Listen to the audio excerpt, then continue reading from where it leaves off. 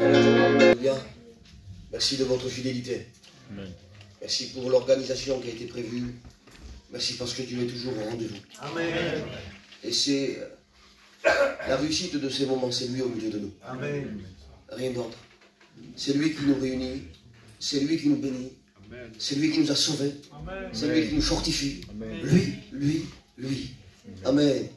Et je voudrais encore une fois, s'il vous plaît, prier ensemble. Amen. Je sais que ça a été fait, mais je voudrais vraiment, j'ai pris quelques notes vite fait, je voudrais vraiment que le Seigneur nous parle. Avant de se séparer, je voudrais, bien sûr vous avez vos pasteurs, mais je voudrais que eh bien, vous vous rappelez de ces moments. Amen. Amen. Non pas d'un nom, je l'ai dit ce matin, mais d'une prédication, un mot qui va nous aider à aller plus loin. Alléluia. On va le faire avec le pasteur Samuel. Alléluia. Tenir longtemps, je crois que la gorge elle ne tiendra pas plus longtemps. On va essayer de se tenir ensemble au moins un quart d'heure. Amen.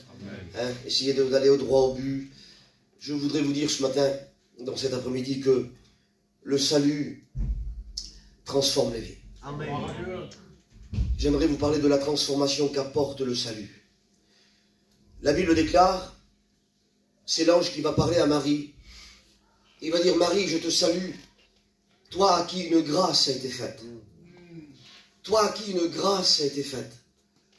Et c'est pas simplement que une grâce lui a été faite, c'est, alors, excusez-moi des mots, mais je voudrais pas être cru, mais pour aller dans le message, elle portait la grâce. Amen. Elle était la porteuse de la grâce. Amen. Amen. Amen. Amen. Et écoutez, et la grâce, comme elle a reçu la grâce, Jésus-Christ vivait en elle, il y a eu, alléluia, une transformation extérieure. Amen. Vous savez que la première des choses, quand une maman attend un heureux événement, la première des choses qui se met à se mouvoir, c'est le cœur.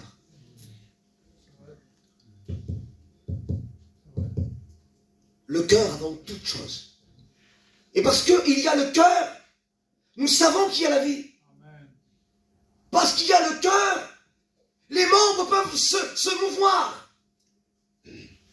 Les pieds peuvent apparaître, les yeux peuvent s'ouvrir. Parce qu'au départ, il y a le cœur. Et parce que à l'intérieur de la maman, il y a la vie. À l'extérieur, ça se voit. Fini la taille 36. Ça se voit à l'extérieur. Et on n'a pas besoin de le chanter sur les toits. Dis, j'attends un heureux événement. Ça se voit. Eh bien, l'évangile, ça doit se voir. Amen. Quand les gens nous voient passer, quand les gens nous voient vivre, ça doit se voir. Parce que nous avons en nous, alléluia, le prince de la vie. Amen. Amen. Gloire à Dieu. Vous savez, quand on lit la Bible, si vous préférez, le premier mot de la Bible, c'est le mot au commencement. Et le dernier mot de la Bible, c'est le mot Amen.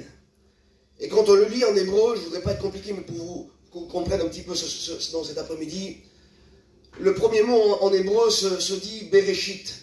Bereshit, c'est au commencement. Le dernier mot, il ne change pas, c'est le mot Amen, parce qu'en hébreu, c'est le même mot. Alors on prend la première lettre, écoutez. La première lettre du mot au commencement, c'est-à-dire Bereshit, c'est un bet. Et la dernière lettre du mot Amen, c'est un nun.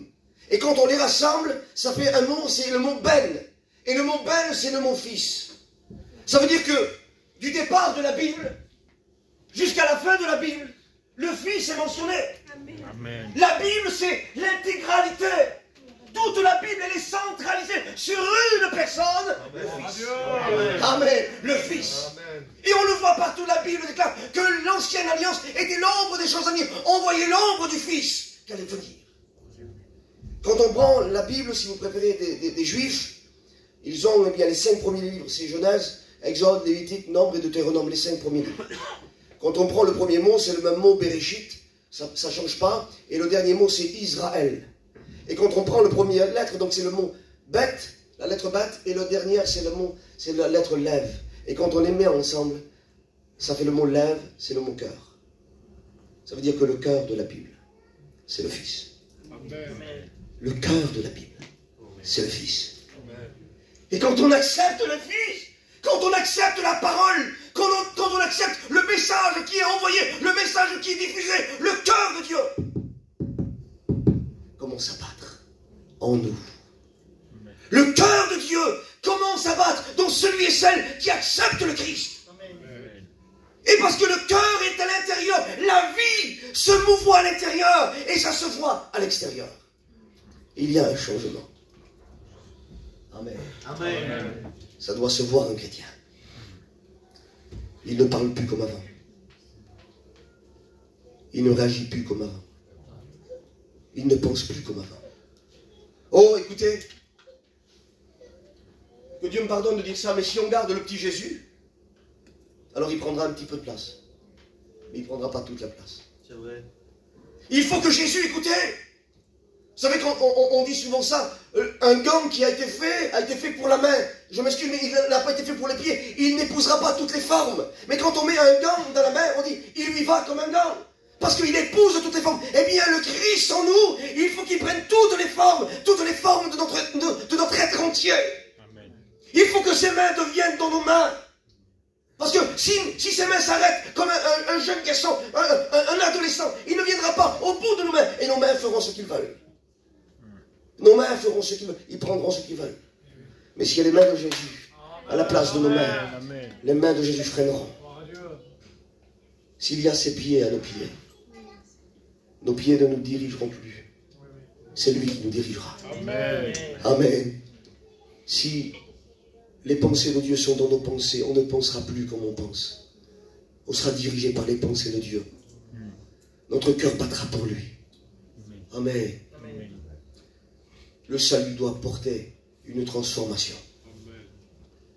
Et s'il n'y a pas la transformation, alors il y a une anomalie. Parce que l'évangile, c'est une évangile croissante. Ça doit, un chrétien, ça doit se voir, il doit prospérer. Un enfant ne doit pas rester un enfant, il doit grandir. Sinon, il y a une anomalie. L'enfant doit grandir, c'est normal, c'est dans la logique humaine. Eh bien, le Fils de Dieu, lorsqu'il est né en nous, il doit grandir en nous. Il doit prendre tous les espaces de nos vies. Tous les endroits. Amen. Béni soit Dieu. Le livre des Cantiques, chapitre 2 et au verset 2. Dans vos Bibles, vous lirez ça. Alors, le livre des Cantiques, j'en ai parlé un petit peu vite fait hier. Ce sont deux personnages, c'est Salomon, qui est le type de Christ, et la Sunamite, qui est le type de l'Église. Et c'est tout au début, au chapitre 2, lorsqu'il y a la rencontre entre cet homme et cette femme. Et, si vous préférez, elle va dire ça. Elle va dire, voici mon bien-aimé, il arrive sur les ponts escarpés, il vient vers moi. Et elle est éperdument folle amoureuse de lui. Et là, il va lui dire, viens et suis-moi. Oh, quel bel appel. Et la Bible déclare que, comme c'est le commencement, si vous préférez, de cette relation, ils ne se connaissent pas. Elle va dire, alors montre-moi ton visage, au verset 14. Et quand on le lit comme ça, on voit une belle histoire. On voit que c'est l'appel de Jésus à sa bien-aimée, et béni soit Dieu. En réalité, quand Dieu nous appelle, on a tout à gagner. Amen. Amen, vous êtes d'accord? On a tout à gagner. Qu'on soit jeune, qu'on soit riche, qu'on soit n'importe qui, quand Jésus-Christ nous appelle, nous avons tout à gagner. Et c'est normal qu'il nous appelle à lui. C'est normal parce que lui, il a tout. Nous n'avons rien, il a tout, lui. Et quand il nous appelle à tout ce qu'il est. Parce qu'il veut nous donner tout ce qu'il est.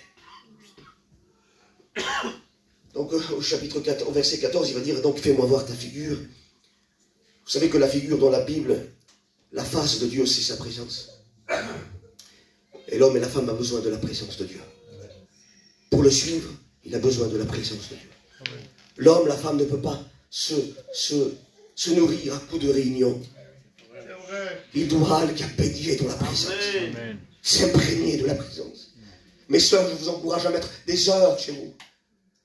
Cette heure-là, je vous fais une petite confidence. J'avais mis, il y a quelque temps de ça, au début de ma conversion, et ça m'a donné à grandir. J'avais mis une heure pile. Cette heure pile là, c'était 5 heures de l'après-midi. Et cette heure pile, il pouvait avoir le président. Cette heure-là, c'était mon rendez-vous avec Dieu. Amen. Je vous promets, ça m'a fait grandir. Mettez des heures en place. Vous allez voir que quand vous allez venir à la réunion, vous êtes remplis déjà. C'est votre moment avec Dieu. Et Dieu nous appelle à le connaître davantage. Amen. Et alors quand on le lit dans la Bible, si vous préférez,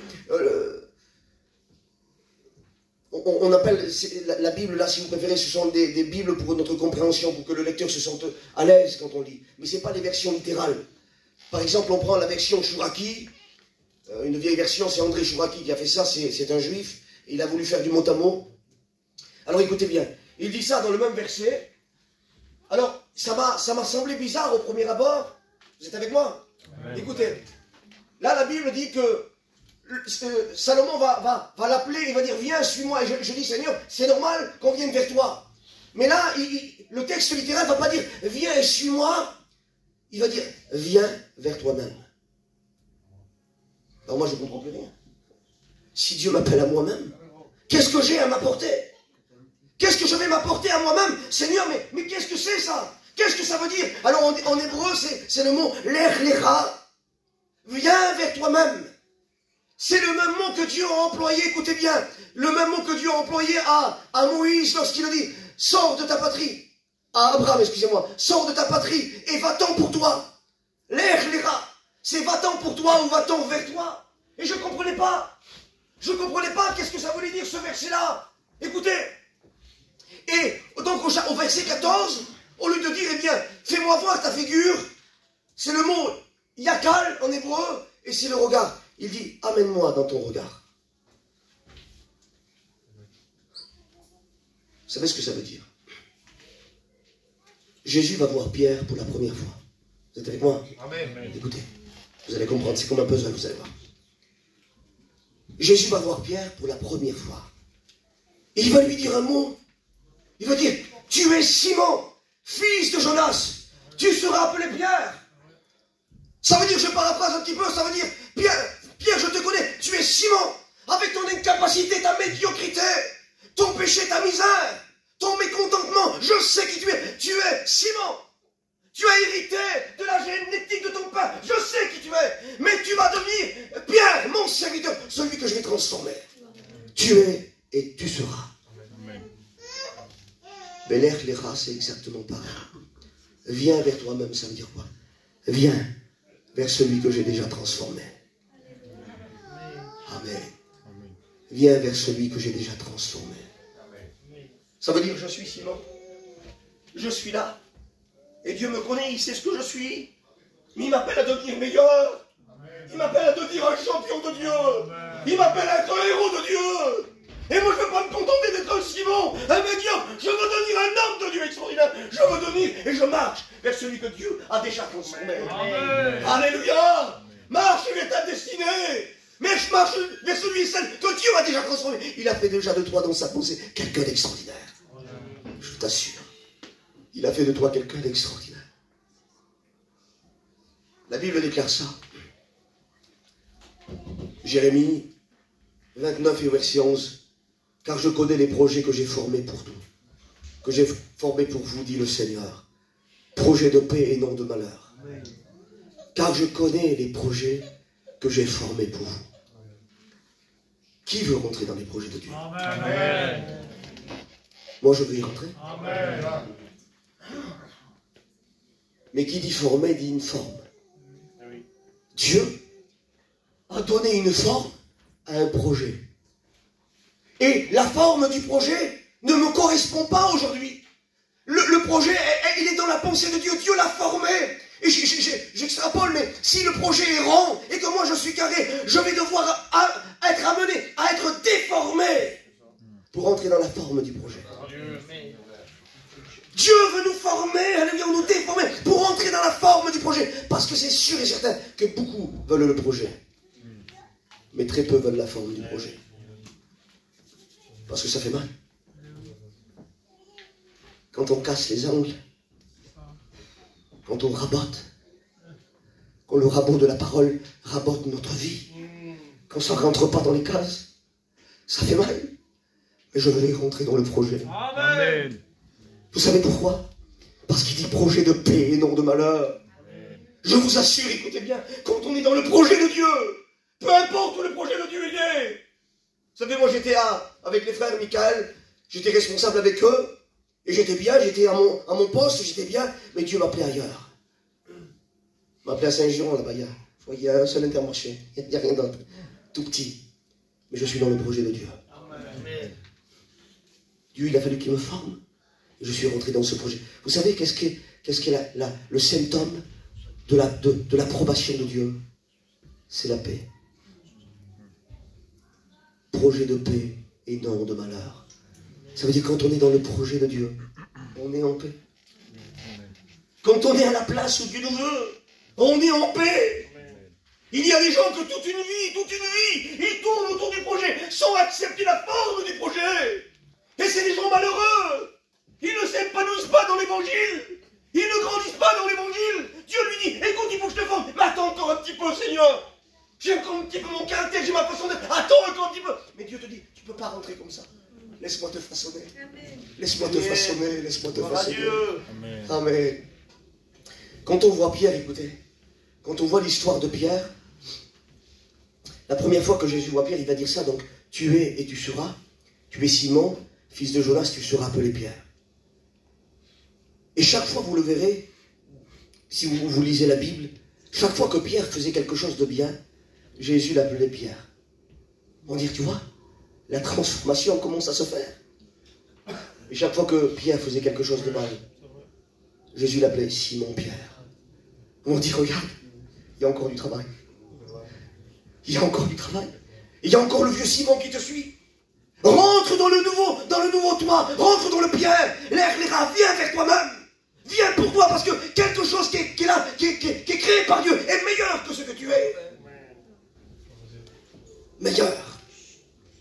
Et il y a eu dans la vie de Pierre un déclic. Béni soit Dieu pour la clarté de la parole. Vous le lirez quand il y a la pêche miraculeuse. La Bible déclare qu'il va y avoir cette pêche miraculeuse et Pierre va être dans un état qu'il n'a jamais été auparavant. La Bible déclare qu'il va tomber à genoux devant Jésus. Il va dire, Seigneur, retire-toi de moi, car je suis un homme pécheur. Il a conscience, écoutez, Jésus l'a mis devant son miroir. Dieu l'a mis et l'a amené là où il voulait qu'il soit. Et il est là face à lui-même, face à son incapacité. Il a péché toute la nuit et Dieu lui montre, tu n'y arriveras pas, laisse-moi faire, je prends le relais. Et là il tombe à genoux. Il tombe à genoux. Il dit, Seigneur, je suis qu'un pécheur. Il digne comme une repentance, un brisement à l'intérieur de lui. Et Jésus va employer pratiquement les mêmes mots. Le départ c'était tu es et tu seras. Et là il dit désormais Pierre, tu seras. Désormais, tu seras. Vous savez ce que ça veut dire le mot désormais? Ça veut dire à partir de maintenant. À partir de cet instant. Amen. Tu seras. Mais pourquoi? Parce qu'à l'intérieur de Pierre, alléluia, il y a eu un brisement. Un brisement qui s'est fait. Et Dieu dit dans sa pensée, je vais ramasser les morceaux. Et à partir de ces morceaux, je vais te construire comme moi je veux.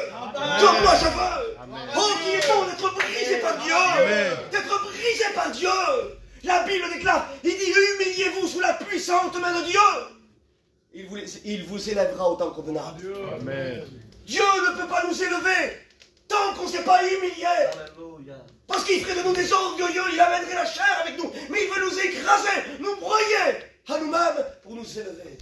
Oh lui. Amen. Amen. Il faut ce brisement. Et si Dieu briserait cet après-midi le côté religieux. Oh, tu viens à la réunion, tu es accoutumé. Je viens à la réunion, je prie le Seigneur. Mais Dieu veut plus. Dieu veut plus. Il veut briser, tu sais quoi, écoute bien. Il veut briser la statue pour faire de toi un chef-d'œuvre. Amen. Il veut briser la statue de ce que tu es pour faire de toi un chef-d'œuvre. Il ne veut pas, je m'excuse, des chrétiens médiocres. Il veut des chrétiens épanouis en Dieu. Amen. Qui s'élèvent comme un flambeau dans les ténèbres. Et qui dit, je suis un chrétien au service de Dieu. Amen. Pas que le pasteur. Tu as besoin de vous. Tu as besoin de vous. Tu as besoin de nos sœurs. Amen. Tu as besoin de vous, mes sœurs. Et si tu ne peux pas aller, eh bien, visiter. Plie le genou. Prie, Seigneur. Invoque le Seigneur. Et dis, Seigneur, maintenant, j'en ai marre d'être Simon. Je veux devenir Pierre. Vous savez, quand je vous raconte une expérience, quand je lis ce verset, et que il m'a bouleversé ce verset. Parce que le mot l'Erlera, c'est vraiment viens vers celui que j'ai déjà transformé. Viens vers le nouveau toi. Et je disais, Seigneur, parce qu'elle dit ça, écoutez, au verset 14, amène-moi dans ton regard. Ça veut dire, Seigneur, j'y crois pas, moi. Moi, je vois que ma médiocrité, je vois que le côté Simon. Je me vois, je pêche, je trébuche. Seigneur, eh bien, j'y arrive pas à tenir debout. J'arrive pas à être l'homme de Dieu que je voudrais, la femme de Dieu que je voudrais. Alors amène-moi dans ton regard. Ça veut dire, fais-moi voir comment toi tu me vois. Fais-moi voir comment toi tu me vois déjà là-bas, Seigneur. Fais-moi voir cet homme de Dieu, cette femme de Dieu, s'il te plaît, Seigneur. J'en ai besoin, j'en ai besoin. Ça va m'encourager dans ma foi. Et quand j'ai lu ça, je dis, Seigneur, fais-moi voir qui tu veux que je sois. Et j'étais dans mon camping cuisine. Je suis un petit côté dans la bibliothèque, là, je me suis mis à genoux et j'ai prié, Seigneur. Et je croyais, écoutez, que tu allais me faire voir un homme de Dieu extraordinaire. Vous savez ce que Dieu m'a fait voir? Toutes les fois où j'ai tombé, toutes les fois où j'ai failli, toutes les fois où j'ai désobéi, toutes les fois où j'ai menti, toutes les fois où j'ai pas été à la hauteur, toutes les fois. Seigneur, en train de regarder ça comme un film devant moi, je dis, Seigneur, mais c'est pas ça que je veux voir, moi. Je veux voir l'homme de Dieu, mais le Seigneur me disait, tu as besoin d'abord de voir ça. Tu as besoin de voir qui tu es. Tu as besoin de voir qui tu es pour devenir qui je veux que tu sois. Alléluia, alléluia. Vous savez, quand on est malade et qu'on a conscience qu'on est malade, on va au docteur. Je vous promets qu'il y a plus en Dieu. Il y a beaucoup plus que ce qu'on croit en Dieu. C'est un Dieu extraordinaire, un Dieu merveilleux, un Dieu d'éternité. Et il veut t'emmener à ce qu'il est lui, alléluia. Il veut t'emmener, il veut te faire connaître l'amour de Dieu, la puissance de Dieu, que quand tu parles, ce soit des flèches qui transpercent les cœurs. T'as pas envie de boire un petit café avec tes sœurs là, et de parler, de révéler le besoin, et que le besoin soit réconcilié. Venir d'un foyer où il y a la dispute et dire un mot et ça y est, le foyer est réconcilié. Mais quel beauté! Dieu veut se servir de toi. Amen. Dieu veut faire de toi un homme et une femme extraordinaire. Que Dieu soit glorifié. Que Dieu soit glorifié. Je vais terminer. La Bible déclare qu'à un moment donné, dans Genèse 30, écoutez, Jacob, qui travaillait pour son beau-père Laban, la Bible déclare qu'il va travailler pour épouser sa fille. Et il va y avoir une escroquerie, si vous préférez, pour son gendre. Et puis lui, il va dire, écoute, Laban, je vais retravailler 7 ans pour toi. Il dit, mais quel sera ton salaire? Et bien, écoute, j'ai vu tes brebis. Il y en a parmi eux, alors tous, elles sont unies. Ils avaient une peau unie. Et il y en a parmi eux, elles sont quelque peu tachetées, mouchetées. Et ça sera mon salaire, si tu veux. Alors Laban va dire, écoute, qu'il en soit fait selon tes dires.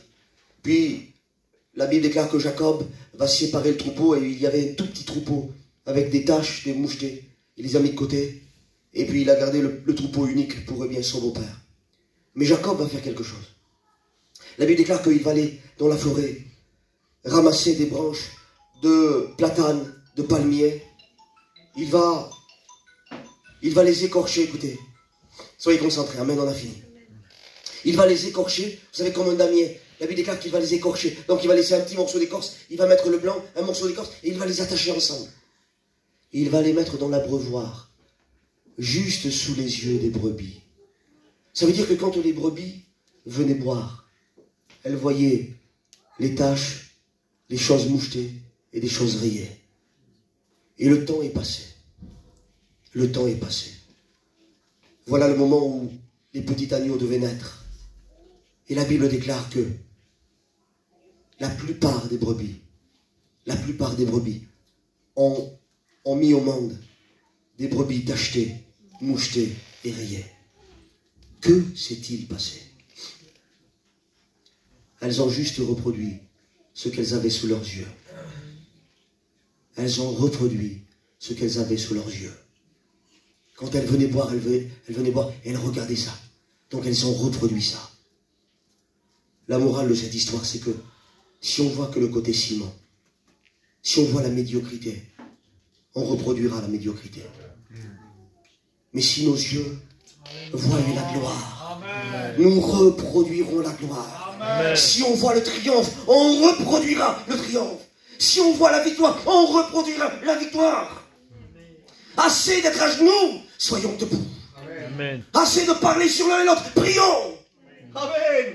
Seigneur, reproduisons la victoire. Il faut, alléluia, que ce que s'écrit dans ce livre, qu'il soit sous nos yeux et nous le reproduirons. Je veux reproduire les miracles qu'il y a dans ce livre. Je veux le mettre sous mes yeux et contempler la gloire pour reproduire la gloire. Amen. Alors nous allons prier le Seigneur maintenant. Et c'est le conseil du Seigneur. On lève la déception, dit Seigneur, c'est possible en toi. C'est possible en toi. Alors Seigneur, amène-nous dans ton regard. Je voudrais terminer avec cette histoire. Vous permettez, on ferme nos yeux. Un jour, c'était un sculpteur de renom, Michel-Ange. Il sculptait le marbre.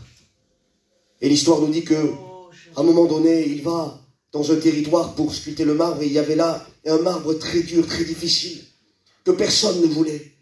Et l'histoire nous dit que quand Michel-Ange va aller avec ses ouvriers, il va dire à ses ouvriers, prenez-moi cet ange et amenez-moi-le dans mon atelier. Et ses ouvriers de dire, il vient fou, il voit un ange, il n'y a rien, il y a un bloc de marbre informe, et lui il voit un ange. Et lui il les avait écoutés, écoutez ce qu'il dit. Il dit, vous voyez ce bloc de marbre, moi je vois ce que je peux faire avec. Amen. Les mains du sculpteur n'avaient pas encore touché ce marbre qu'il avait vu. Qu'est-ce qu'il voulait devenir? Oh, laisse-toi toucher par le divin sculpteur. Amen. Alléluia, laisse-toi toucher par le divin sculpteur ce soir et qui t'amène, alléluia, à la gloire de Dieu. Amen. Dieu est capable de briser encore, de briser certaines choses pour te faire devenir à toi un chef-d'œuvre de Dieu. Lorsque tu vas passer, il va y avoir du changement. Les gens vont dire qu'elle a changé. Il a changé. Le cœur de Dieu bat en elle. Le cœur de Dieu bat en lui. On sait qu'on est des chrétiens, mais il y a plus en Dieu. L'air, les rats, viens vers toi-même. Alors on va prier le Seigneur, vous voulez? Amen. La plus responsable, Amen, qui prie pour nous.